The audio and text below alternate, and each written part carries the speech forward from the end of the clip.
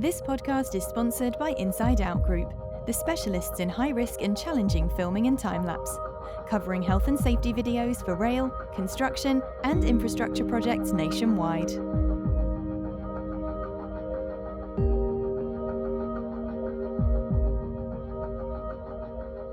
And we're live. Welcome to this week's Safer Than Your Average podcast. On the show this week, we've got an excellent guest here, Jimmy Quinn, President-elect of the Institute of Occupational Safety and Health. Jimmy, if you want to come in and introduce yourself. Hi Blair, it's Jimmy Quinn here. I'm very pleased to be here. Thanks, Jimmy. I don't know if you've seen the format of the podcast, but we like to just go right back to the beginning and hear a bit about your background, your story and your early life. If you want to just start us off where you grew up. Yeah, no problems, Blair. So I'm nearly 52. I'll be 52 in October. I was born, not in Scotland as it happens, I was born in Corby, North Hants. I think it's still called Little Scotland. My father had been laid off from Bells Hill and he was down working at the steelworks that was down there in Corby. So I was born there in 68, 7th of October. I stayed there for a couple of years, picked up a little bit of an English accent, and then we came back to Glasgow, one of the sort of rougher areas of Glasgow at the time, in Carnmodrick. Went to primary school there, grew up, finished my education in the countryside. I moved to a little town called Beath, and left school with a C in home economics and a D in art and a B in classical studies. Went to a job fair and met an amazing man called Bill Costley, who some of you may know from Scotland, has hotels up and down the west coast. And Bill said to me, "Listen, young man, you've got home economics and you've got art, so you can be a chef." So I was a chef for a couple of years. It was good. I really enjoyed it. Worked with an amazing chef called Brian Mall, who has his own restaurant now in Glasgow. Some of you may have eaten there. And I joined the army at 18, served a full career, 24 years, finished my last 2 years as the operational warrant officer in charge of operational equipment. And then when I left there, about 4 or 5 years before I left the army, sort of around about 2007, I decided to start getting into health and safety. As an instructor through my army career, it was quite an easy transition for me to talk about safety. I then met a cracking guy called Simon Donnelly, who's now one of my best friends, and he took me on as a health and safety advisor. I said to Simon, because he's ex-army, what does a health and safety advisor do? He said, "I don't know, just do health and safety stuff and advise." So I did that, managed to get myself to do that for a few years, and then got myself out to Abu Dhabi, got into construction, got an education in 40 years, which have taken some people 15 years, and then came back to the UK, back with Multiplex again, and I'm now working on an amazing project in Victoria. But prior to that, I was working on the Chelsea Barracks project, where I started my career in 1988. So I marched around Chelsea Barracks as a soldier, a young soldier at 19, and then I was marching around it as a 51-year-old man. Brilliant, Jimmy. That's really interesting. Can you tell us a bit more about some of your time in the Middle East, some of the projects that you worked on and some of the interesting stuff that you've been involved in there? Well, yeah, absolutely. I mean, one of the best things about the project, so I went out to work for a company called Al Jaba, who were going through a bit of a transition at the time. They were probably the biggest privately owned construction, transport, oil and gas group in the world, if not the Middle East, privately owned. Ubaid Al Jaber owned the company, and then his son Mohammed Al Jaber took it over, and they wanted somebody to come in to write a safety management system. And again, it was done through the army network. One of my old muckers that I'd trained when he was leaving the army, Matt Jackson, he gave me a phone call and said, "Jimmy, there's a job out here, it's got your name on it." So I went out, got on really well with the MD, a cracking, amazing man called Saha Hamid, Lebanese. And he took a punt on me and took me out. After about a year, I'd done my job, and they wanted me to hand it over to someone else, which I did. And then very amazingly, a chap called Matt Hewitt, working for Multiplex at the time, wanted to hire me as a construction health and safety manager. And he said, Jimmy, I'm not hiring you because of your construction expertise, because let's be honest, it's quite minimal. What I want to do is tap into your army background, because I'm sure you work with teams, you built teams. I come from an army background myself. And he said, I want you to build me a team. So started off with me on the 1st of August 2015. And I left after building a team of 30 and 3 health and safety managers. All 3 of them are now working, one's in Dubai and the other 2 are working for Multiplex in Canada. So, I mean, that was a great thing for me. And one of the other great things about it, Blair, was that coming from an army background where you expect things to be done now, go to a country like the Middle East where everything is not about now, it's, yeah, okay, we'll do it. When? Well, tomorrow. Well, tomorrow's too late. Well, it's tomorrow. And learning to talk to people with not so much so robustly in terms of I want it done now. That was a great education for me to go out and learn about that culture and speaking to people and working with the different cultures as well. It's amazing. Excellent, excellent. And military to health and safety seems to be a well-trodden path in industry. I know from personal experience, the last business that I worked with in the rail industry, they had the military to rail programme, and they were recruiting people from all across the military into not just safety roles, but more kind of rail engineering roles in general as well. What do you think it is about people that have got that military experience that makes them good safety professionals? Yeah, I mean, that's a great shout as well, Blair. I mean, just to sort of digress a little bit, a good friend of mine, Rory Thompson, who's an ex-officer in the Royal Signals, is doing that exact same thing, getting veterans into work on the rail transport scheme in Canada. And the reason why I think veterans are so good, it doesn't matter if you've done 3 years or you've done 24 years. The great thing about being a veteran, and this might come across maybe not the right way when I say it, is that when you become a service person, you're kind of broken. So you go in and you have these great visions of how it's going to be, and it's not. You've got to be sort of broken, like a wild horse, to then go into that way of thinking where you think about discipline, you think about process, you think about procedure. You are a team player. It's not they don't just grow on trees, they're developed. And I think whether you call it power skills or whether you call it soft skills, those skills are in abundance. And when I sat at the Institute of Directors last year up in the other side of Edinburgh, I think it was at Gleneagles, possibly was Gleneagles, went up there and sat there for the conference, and I was asked in the panel, where the next big generation of people could come from to go into industry in Scotland. And I said, you've got an untapped market, whether you're Navy, Air Force, Army, whatever service you're in the armed forces, they're the type of people that can move into safety because they're process driven, they understand risk. Risk is put into their heads from the very day that they start. Doesn't matter what service player. Sure.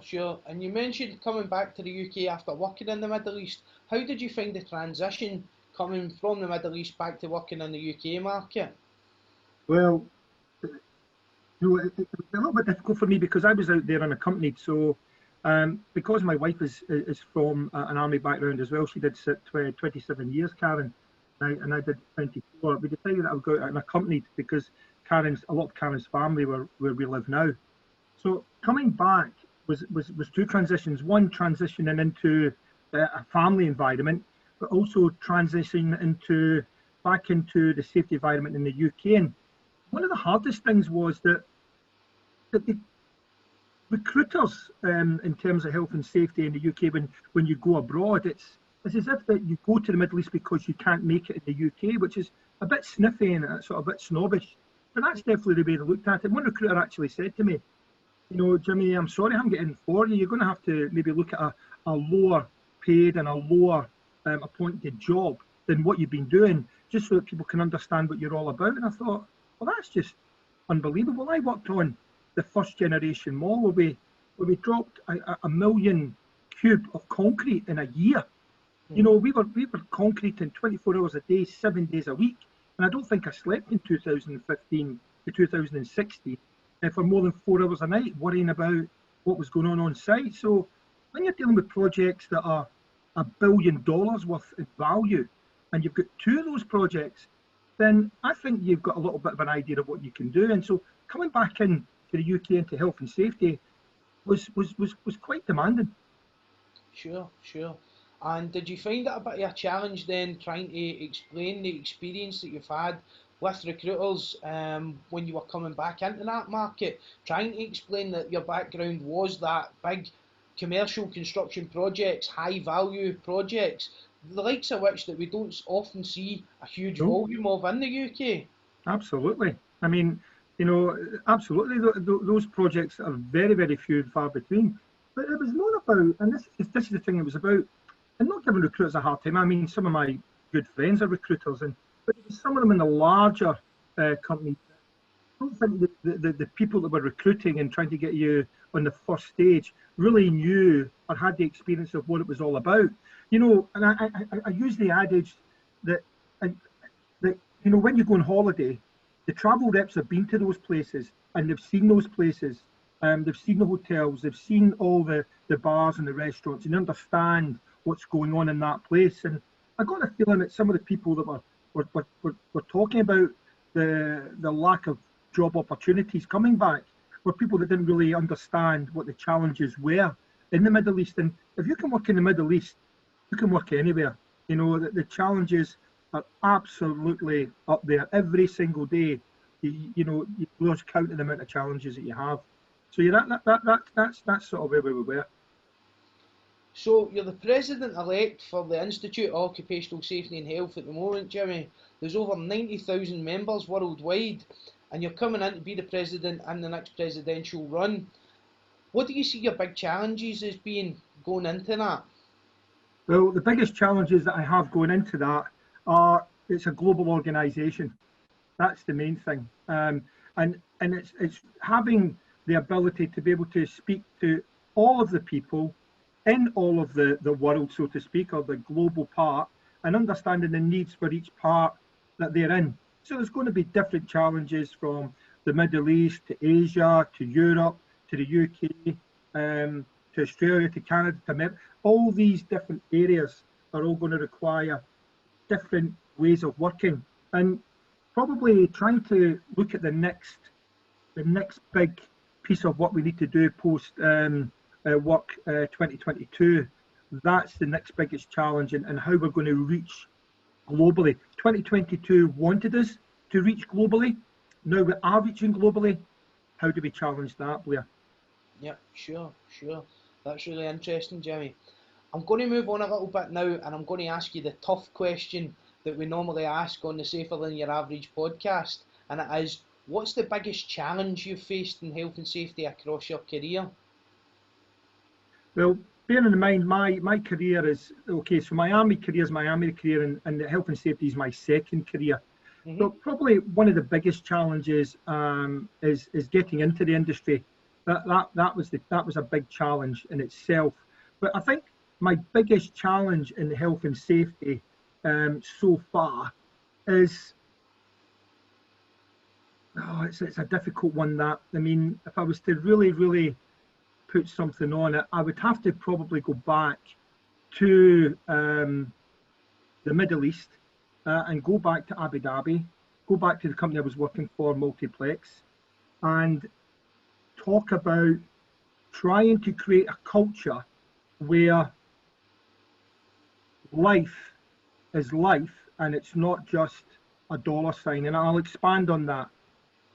Just like the Olympics with Lawrence Waterman back in the day, when he did a gap analysis, and he talks about this all the time, he said that when they did the gap analysis on the building the Olympic Village, they sort of thought they might lose one, possibly two people throughout the development of that project, and it would have so many different injuries. Yeah. And when they came out the other side, they realised that all the things that they put in place and all the culture that they changed and made, and talking about safety culture has got so many different strings to it where we could do all night, but they put so many things in place and treated everybody exactly the same. They put a lot of onus on training and a lot of onus on supervision of the black hats, the supervisors, but that's where they made their goals, that's where they made the inroads. And trying to get that same ethos, I did the exact same thing. So the biggest challenge for me was speaking to the commercial people when I went to that project, this amount of safety, and I said, no, we need that amount of safety. That's too many. Well, no, balance that. Tell us why that's so not enough, Jimmy. So I did the same sort of gap analysis, and I looked at it and I said, we can work with 5,000 men a day on a site over the size of two Wembley, or the size of a whole Wembley stadium, 1.5, going 6 floors down and 6 floors up, and put that amount of concrete in a year. We need to have the correct supervision. And the biggest challenge was selling how important the black hats were. Because at that time, black hats were just a black hat because you'd got the experience in the job. But what we did at Multiplex then, when we were in Abu Dhabi, was change that ethos to that the black hat was somebody to be revered. And in that culture that's out there, when you have a lot of the workers are coming from India, North India, South India. Kerala is one of the biggest states where a lot of the workers come from. To be a black hat looking after workers on site was an amazing achievement for that person. So that's where we went, and that was my biggest challenge, was selling that commercially, but also trying to sell that to the other project managers that were on the project. Yeah, that's excellent, Jimmy. Thanks for that feedback on that. That's a really interesting challenge as well, and it factors into taking culture into account depending on the region that you're working in and the area of expertise that you're working in, and factoring into taking that kind of local culture into account as well. Aye, and Blair, if you give that responsibility to someone that's not really expecting that responsibility, and you pull them aside, especially within the culture in that region of the world, and you say, I want you to look after 20 workers, I'm going to give you 2 gangs, this is what you need to do, and train them to do that, and get it. The amount of kudos that comes to that is fantastic, because sometimes you see that there's supervisors from maybe different cultures that are there, and to have someone that's there, that's been on the tools, it's a massive promotion, and that's where we went. We had so many black hats, so many supervisors, they were everywhere, and we treated them with the utmost respect, and that was another big one, the respect side. And if I ever saw or heard one of my safety officers being derogatory or disrespectful to a black hat, then that was a robust conversation. Sure. And you're now at the top of the tree with IOSH. You're the president-elect. You're operating in the upper echelons. You're very senior in your organisation as well. Where do you see yourself progressing to next, Jimmy? Well, right, so what we got then? So I'm 52 just now. I'd like to think that I might start slowing down at 55. I want to do this next 2 years. So I'm in my president-elect year now, and I've been working very hard this year. I take over in October, so that'll be 2020 still. So I then hand over to the next president-elect, October 2021. I do a year as immediate past president, 2021 to 2022. I'm also the vice chair of the IOSH construction group. So, and that's a 3-year gig from last year. So that's 3 years from now, 55. And then I think after that, at 55, I may pull myself back. I love lecturing. I love volunteering. I love traveling. So I think a mixture of all those 3 things, yeah. and maybe sort of on like a non-executive director or something like that, and give something back to safety where I'm not necessarily getting a wage for it, and maybe do a couple of days work just to keep my hand in. But I see myself slowing it down a bit in the next 3 years. I've worked massively hard in the last 10 years to get to this position, and I'm only the second ever serving soldier or armed forces person, as well as being a soldier, to ever have this honour. The first one that did that was the amazing Tim Briggs, who mentors me as well, I've got a couple of mentors. I've got a couple of older mentors and a couple of younger mentors as well. It's a bit strange to some people, but it works fantastically for me. And Tim Bridge was the first one that broke the mould when he was president a couple of years ago, and he was my inspiration to be the next ex-serving veteran to go into that, and doing a lot of stuff with veterans as well. That's where my passion lies. And these next 2 years, in fact, my year, Blair, is going to be all about veterans in health and safety, young people in health and safety, and well-being. That's the 3 sort of pillars that I want to try and work on with the IOSH senior leadership team in the next year and a half. That sounds excellent, Jimmy. And it probably brings me on to another question. Who's been the most influential person across your career? And it could be your early career in the military or your career in safety. Who's been the one person that stands out as the most influential person in your career to date? That's a massive question, because there's been a number of people, Blair. So if I go back to my army days, I've got people like Ronnie Convery, who was my first platoon sergeant.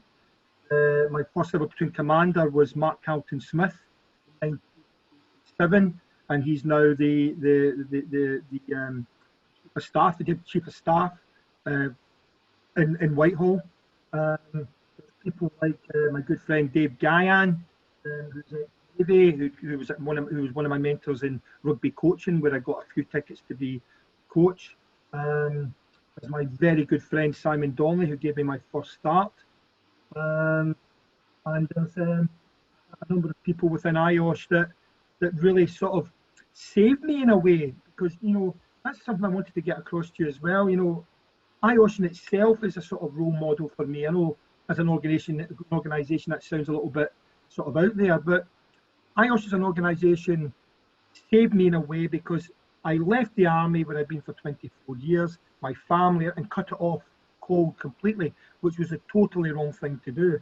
But then attending IOSH meetings and meeting like-minded people, and there was some ex-service people in there as well, and then they developed me, they helped me to improve the skills that I had from the army. They allowed me to use those skills. I became a branch member, then became a committee member, then became a council member, and all that time progressing me as well. So they're a massive role model for me in that way. But my biggest sort of role model in life is probably my uncle, my godfather, Ian. He's always been there for me. So a number of role models in different ways, different aspects of my career that brought me to this one place where I am now. I would never be the next president of IOSH if I hadn't met these people and allowed myself to be developed and mentored by those people as well, Blair. Excellent, Jimmy. Excellent. So you mentioned mentoring young people is going to be one of the cornerstones of your presidency. What advice would you give to someone starting out on the journey to becoming a health and safety professional today? Oh, great question. And you just nailed it there. My analogy on this, Blair, is a journey. And the analogy that I use is that out there at the moment, there's so many courses you can get that will give you letters after your name. You could go into study hard for 2 years, work really hard, and you could be that, and you have so many letters after your name that denotes to certain people that you have all the experience in the world. For me, I really buy into what IOSH are trying to do now, because what IOSH are trying to do is create a general practitioner. That's to say that you're not just in FM, you're not just in construction, you're not just working within the services industry or the rail industry or different industries. You're a generalist. And I like that idea. Don't get me wrong, you can be a generalist, but you can also be a specialist. And I sometimes use the analogy of PADI, open water diving, because unlike BSAC, the British Subaqueous Association, if you become a PADI diver, then dive and you become specialists in different areas and dip into different things, which I love. It's a great thing. I love subaqueous. But using it in the way that you just use it in terms of the journey, you can go straight from London to Glasgow, a couple of hours, and go there, get off the train and explore. Fantastic. But the analogy I use is, why don't you go from London to Oxford, come back, then go from London to maybe Sheffield, come back, go from London to Blackpool, come back, maybe even stay in Blackpool and then go across to Manchester and come back. And all the time coming back to what you know. And then when you're ready, after you've experienced all these different cities and you've been on that train, you've been everywhere, you've seen it all. How many people in that analogy can say they've done that? You know, that's what I see as the best way to become the more rounded health and safety professional. Don't just go from London to Glasgow because you've got that one course and you've got a couple of those letters. Get out there, work with people. And this is one of the things that I want to try and get into the veteran community. Because veterans are saying to me, well, I haven't got the experience. Well, yes, you have. Because there's nothing that says you can't take a day a week and go work for the council and work for different areas within the council and develop, get your book developed and start building your experience so that when you do leave the army in 2 or 3 years, the best thing my Uncle Ian said to me before I left, when I joined the army, was start working now, son, for when you leave. And that was 24 years later. And there's not a truer word said, Blair. Sure. And I get that. When I was starting out my career in health and safety, no one would look at me. I had the qualifications, I had experience of one particular industry. I wanted to move into another industry, and I had to look at taking some volunteer work, moving across to construction to get that construction focused experience. Why A not? lot of experiences I got through doing the work for free and getting that 1 day a week, 2 days a week out on site, getting to understand all the processes so that when you do get that interview for the paying job, you know the ins and outs of it, you know how to speak the language of the people interviewing you. Absolutely. I find that as well a little bit with recruiters at the moment. Some recruiters are really good, especially the ones that specialise in health and safety. They might look at someone's CV and they've moved about from industry to industry, going over 2 3 year periods, jumping from job to job. Some people see that as job hopping, but the real kind of winners of that are businesses that recognise that as someone going and getting well-rounded experience. Absolutely. And I think that feeds back to the new IOSH competency framework, which I think is absolutely excellent. It's taking it away from being just a health and safety practitioner and looking at other areas of business. And I'm hoping in the next few weeks to get on the Safer Than Your Average podcast a person that was a head of safety with a business that's now moved into a managing director's role with that business and made the transition to running the overall business, not just the health and safety aspects of the business. I mean, one of the other things there as well is that people have said to me in the construction site, Jimmy, why do you know about temporary works? Why do you know about MEP? Why do you know about this? Why do you know that? Because I'm nosy.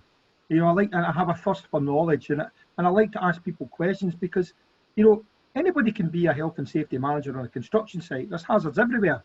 But to go on a construction site and understand why the hazard's happening, understand the job that people are doing, understanding the problems that they have in that job, and even more so now with COVID-19, that's really having an impact in the construction industry about looking at doing things differently. Understanding all those different roles, those different jobs is fascinating, and you're absolutely right, Blair. You know, having people that can look at a CV and look at it and say that's somebody with experience rather than somebody that's job hopping is absolutely key. Sure, and we touched on COVID-19 when we were having a bit of a chat before we started recording today. Yeah. What do you think COVID-19 is going to bring to industry? What changes do you think it's going to bring to health and safety? Well, I mean, I brought this up when I was on a branch meeting the other day, and I see the health and safety practitioner now as someone who has never been any more needed. And the reason why is, and this is another key thing, is for me, I will never be your archetypal, as it may state. Some people have a thought of what a health and safety manager, advisor, officer looks like. That will never be me. I look at things, I try to be as flexible as I can, always being safe, always looking at my eliminate, my reduce, my isolate, control, looking at my measures there. That's my measurement. But also being able to think outside the box and think of different ways to do different things. You know, and I think that's what's going to happen now, Blair. But you're going to see a lot more remote working. You're going to see a lot more trust on the positive side from managers. Working from home or remote working has always been seen as slightly, wonder what they're doing today. Why they're not here at work? Why they're not doing this? And I think a lot of people will start to see there's a lot of work gets done when you can take yourself away from that work phase. and you can be somewhere, you can still get that work done and get it done very, very efficiently, if not more. I think we're going to see a lot more of that. I think when you're looking at certain construction roles that are maybe office-based rather than being site-based, I think you'll see a lot more remote working in that, a lot more hot desking, and you're going to see cut down a lot more in travel. I think there's going to be, this is just the start, Blair, there's going to be so many changes in industry as a whole, not just in my industry, in the construction industry, but from health and safety as a whole. And I think anybody that wanted to get into health and safety and have an aspiration to be different, to think differently, to get out there and create different initiatives, be out there creating new ideas, this is a great industry to get into just now. That's fantastic. That's the positive, Blair. I mean, obviously there's a negative side where there's going to be a lot more, I think, in terms of mental health issues. There might be a lot more in terms of isolation. I could see a role where someone may work from home on a Monday. We may go to work on a Monday, office, because it's very busy. Monday's always the busiest. Tuesday, Wednesday, Thursday working from home or remotely, and then Friday coming back in to be with the team before the start of the weekend and having a summary of the week's events. I can see the positives and the negatives. Sure. That's fantastic, Jimmy. And 2020 is going to be your year. You're going to be president. When do you actually take up office as the president? Unsure as yet. It's going to be around about after the AGM, but probably around about October, November time. Andrew has got, I think, a month more because we've reset the handover takeover for this year. So I think Andrew ends up doing a 13-month rather than a 12-month. But somewhere around October, November will be the time that I'll take over. But I'm already starting to do a lot of work there just now, and already starting to reach out to the presidential team, talking to the vice presidents that will be in post when I take over, and people that I've worked with in the presidential team for the last 2 years. So that's very interesting as well, to be that ambassador and to be the chair of council as well, and also to be an ambassador that takes the message from IOSH and really takes that message out. And want people to see us in this next year. I want everyone to know the names of every member of the presidential team. I want us to be out in branches, and it's going to be a lot better for us because we're able to go into. I mean, I did 3 webinars in the last 3 days, Blair. Or the last day, sorry, I've done 3 webinars, all in Scotland. It's been fantastic, which I wouldn't have been able to do before COVID. And we really appreciate you getting involved in the Safer Than Your Average podcast, Jimmy. It's been great having your support. You're going to be the visible presidential team in this run. How do people get in touch with you if they want to get in touch with you? Well, I'll probably get into trouble, but I don't really care. I am me, and I'm hoping that's what people are going to see, that this me being president is about me. I'm not clever enough to be anything other than me. I want people to embrace that. I want people to approach me. I want people to call me. I want people to email me. But the email I will give will be the one that you have, the james.quinn@iosh.com. Quite happy to take any emails there. Just to be aware though, to be the president of IOSH, to be the ambassadorial lead for over 48,000 members globally, it's about the ambassadorial side. So the ambassadorial side I can take and I help and I can assist with, but also as president, because I talk to the senior leadership team all the time, I'm able to pass messages on. So even though the emails might come to me, you'll probably find that I would pass them on to the heads of department of their team members to sort out. So I would probably pass the emails along, and then I would probably raise some of those emails if they were of an ambassadorial nature, because going forward, the presidential team will be meeting every month and not every quarter, and we'll also be meeting with the head of global engagement, Alan Stevens at IOSH, every month as well. So there's going to be a lot of opportunities for people to get in touch with me and get in touch with my team post October. That's really exciting, Jimmy. We're really looking forward to you taking up post, and I really appreciate you coming on the show today. Thank you very much for your time. If there's anything else you want to sum up on, please feel free to. No, it's been an absolute pleasure, Blair. A very, very humbling experience to come and speak to you, and I wish you every success especially now. This is going to be a great podcast, and anything I can do in the future, anything you need, anything that's within my remit, I'll be only too happy to help. It's been an absolute pleasure talking to you and meeting you, sir. Thank you very much for your time. Thanks very much, Jimmy. Thank you. This podcast is sponsored by Inside Out Group, the specialists in high-risk and challenging filming and time-lapse, covering health and safety videos for rail, construction, and infrastructure projects nationwide.